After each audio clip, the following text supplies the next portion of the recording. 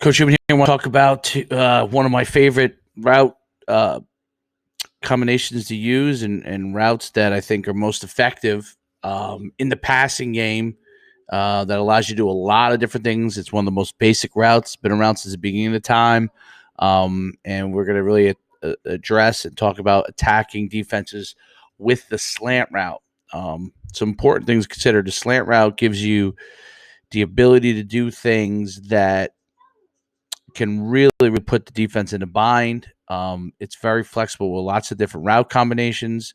You can run a bench route off it. You can run corner route, fly route, and you can utilize with inside receivers and outside receivers. And this is part one. I'm going to go through just some ways that we utilize the slant to be very effective in attacking the defense. And then part two is going to be my chalkboard session. So we're going to get two things out of this that'll really be very helpful for you. I believe that the slant is one of the two most effective routes. It's underutilized in offenses. It's one of the easiest routes once quarterbacks start throwing it to throw. And it's one of the easiest routes to put the defense in a bind. So without further ado, why the slant? Like I said, it's easy for quarterbacks to throw.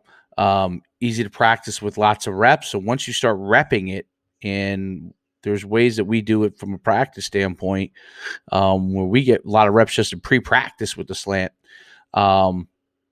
Your quarterback gets really accustomed to throwing in space and based off of matchups.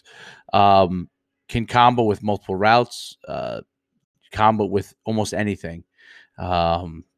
Speed out, corner route, vertical routes, digs, outs.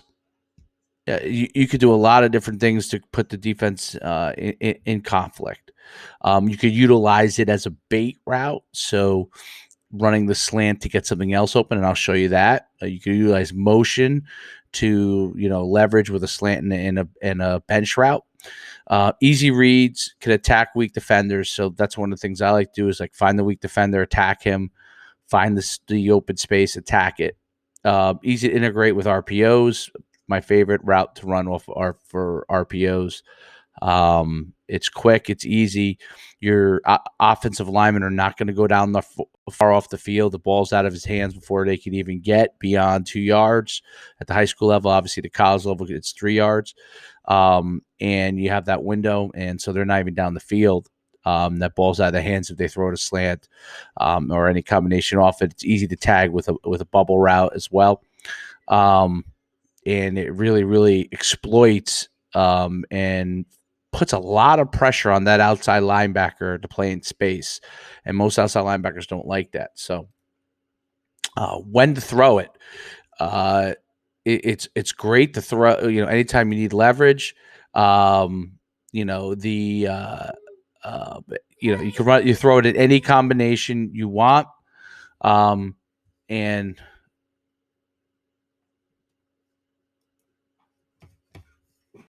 so, when to throw it anytime. You throw it in any first down and third down are two of my favorites.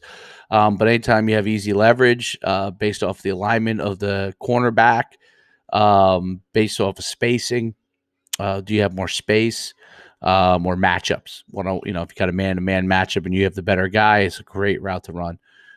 Weak linebacker in coverage. Like I said, linebackers don't like to be in space. It's a problem for them. It's frustrating for them.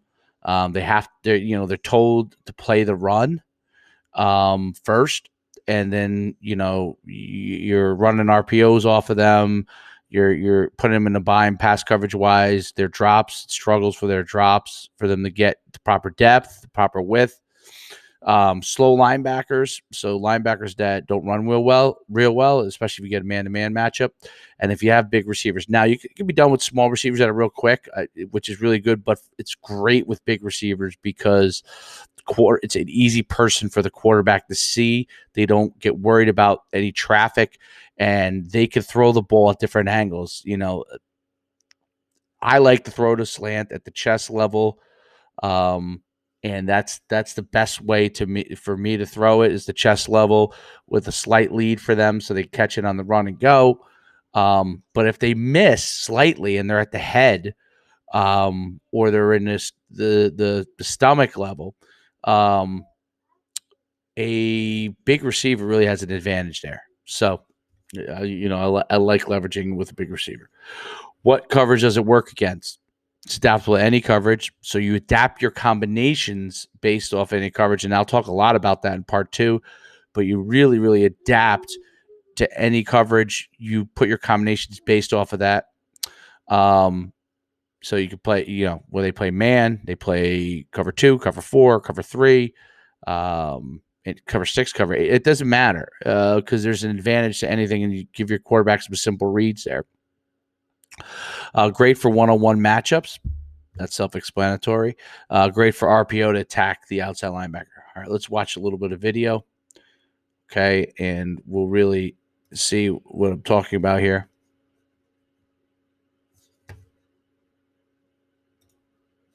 Let's expand this. Okay. So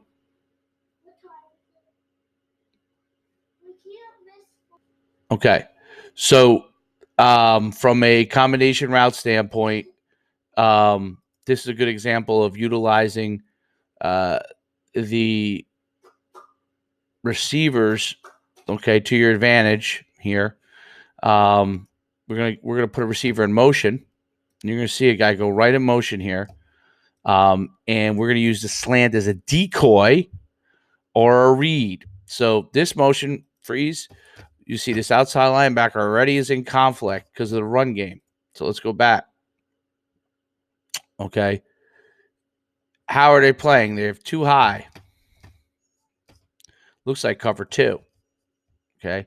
As soon as we put them in bind and motion wise, okay, what they actually do is bring this backside safety for run support, which puts you in a 3-on-3 matchup.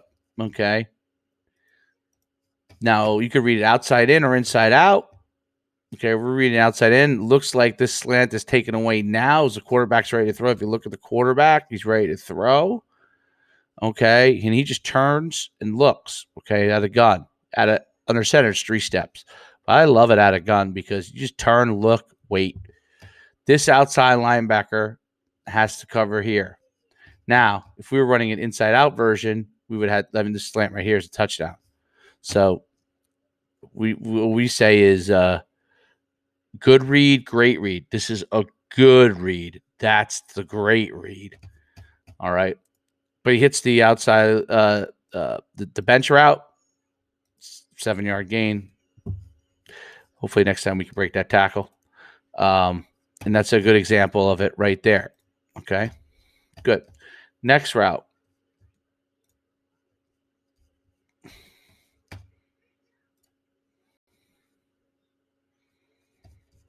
Okay, next route combination. Space. Lots of space. 2 backs in the backfield. Easy cover 3 look. Okay, cover 3. You can see it right here. Cover 3 look. This outside linebacker has to get with. He does a decent job, but because of the threat of the run game with the quarterback run and the inside run, they got to hold. That hold right there of the outside linebacker, even though he is looking dead at the quarterback's eyes, puts him in a bind. Open, fire, slant, first down. Okay, that's a good example. Taking care of, looks like cover 3, back pedal. I mean, it's there now. Basically one-man route.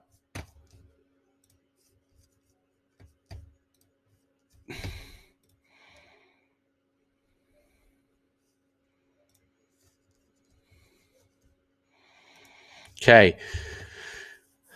Double wing set. Okay, this is a set that we'll run a lot of jet. We'll run zone. We'll run power out of. We'll run QB option out of. Okay, so these guys have really got to respect the run. You got a man free or cover 3 look.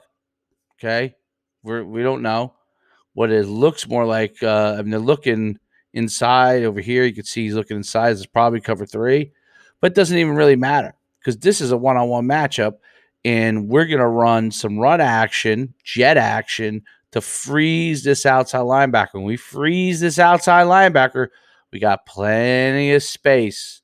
Okay. This we utilize off of as an RPO, or we use it as a call as play action.